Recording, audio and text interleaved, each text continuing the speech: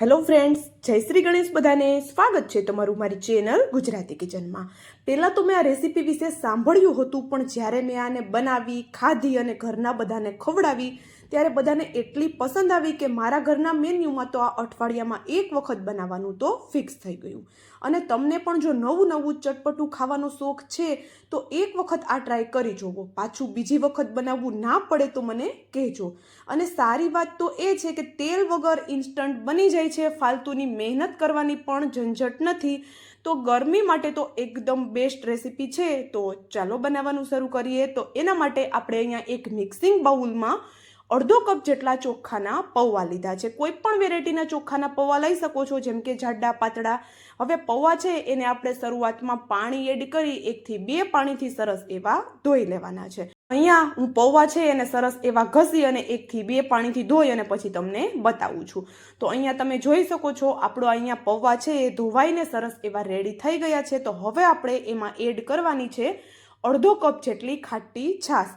તો પૌવા છે એને આપણે છાશમાં પલાળવાના છે. તો છાશ તમારી પાસે અવેલેબલ નથી તો એની જગ્યાએ દહીંનો ઉપયોગ પણ કરી શકો છો. 2 થી 3 ચમચી જેટલું દહીં અને બાકીનું પાણી એડ કરી અને સરસ એવું આપણે એને પલળવા માટે સાઈડમાં રાખી દઈએ.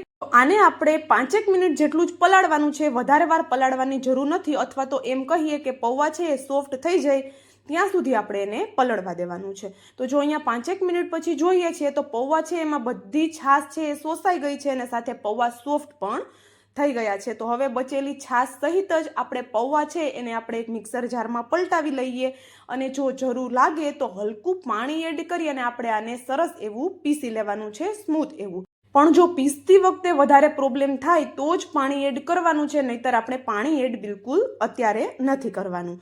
હવે અહીંયા તમે જોઈ શકો છો ચોખાના જે પૌવા છે એને આપણે સરસ એવા પીસી લીધા છે.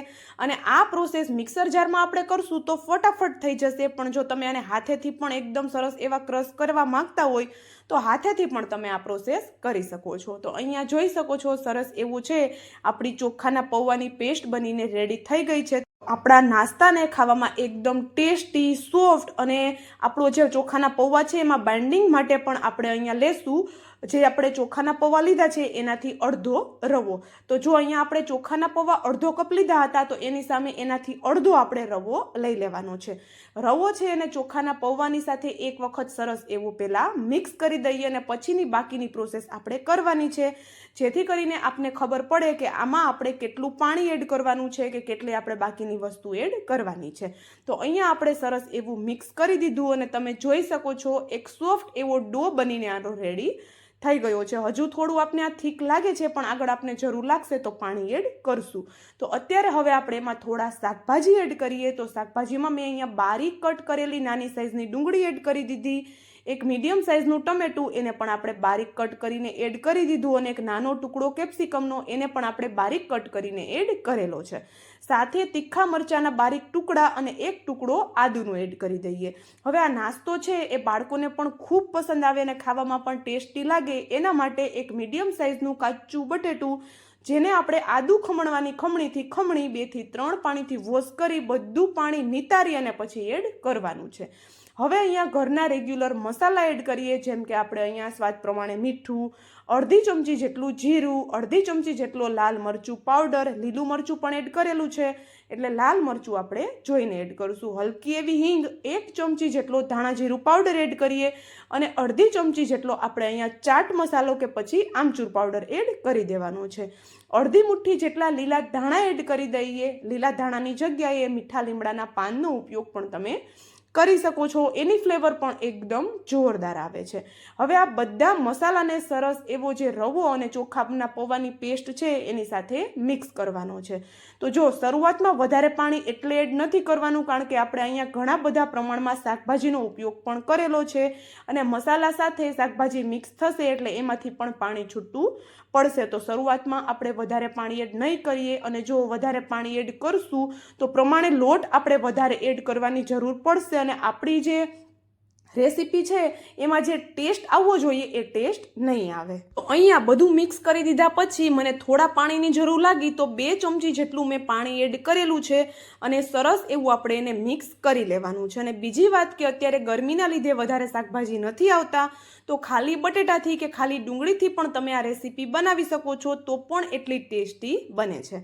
હવે અહીંયા આપણો નાસ્તો છે અંદરથી બિલકુલ કાચો કે ચીકણો ન લાગે, એકદમ સરસ એવો સોફ્ટ બને એટલા માટે માત્ર 1 ચપટી જેટલા આપણે ખાવાના સોડા એડ કરી દીધા. સોડા જો તમારે સ્કીપ કરવા હોય તો સ્કીપ કરી શકો છો, કારણ કે 1 ચપટી જેટલા જ આપણે એડ કરેલા છે. શાકભાજીનું પ્રમાણ વધારે રાખેલું છે તો સોડા સ્કીપ કરી દઈશો તો પણ કોઈ પ્રોબ્લેમ નથી આવવાનો. અને આમાં તમારી પસંદના બીજા કોઈ પણ શાકભાજીનો ઉપયોગ પણ તમે કરી શકો છો, જેમ કે કાકડી, દૂધી, ગાજર જે પણ અવેલેબલ છે એનો ઉપયોગ કરી શકાય છે. હવે તમે જોયું હશે કે એક ટાઈટ એવું આપણે આનું બેટર કે પછી એક ઢીલો એવો લોટ બાંધીને રેડી કરી લીધો. હવે આપણે અહીંયા કોઈ કાણાવાળું વાસણ છે એ લઈ લીધું, એને સરસ એવું ઓઇલથી કે ઘીથી ગ્રીસ કરી અને આપણે અહીંયા પહેલેથી પાણી ગરમ થવા માટે રાખી દીધું હતું, તો એની ઉપર આપણે આ વાસણ ગોઠવી દીધું અને ચમચીની મદદથી આપણે આ રીતે એમાં નાની નાની સાઇઝની ઈડલી કે પછી બટન આવી રીતે રાખી દેવાના છે. એકદમ સરળતાથી આ પ્રોસેસ થઈ જાય છે, બિલકુલ વાર નથી લાગતી. અને ચમચીની મદદથી ન ફાવે તો આવી રીતે હાથ છે એ થોડો પાણીવાળો કરી અને હાથની મદદથી પણ તમે આ રીતે નાના નાના બટન બનાવી શકો છો. તો અહીંયા બધા બટન એ જ રીતે આપણે તૈયાર કરી લેવાના છે અને આ નાસ્તાને સ્ટીમ થતાં પણ બિલકુલ વાર નથી લાગતી.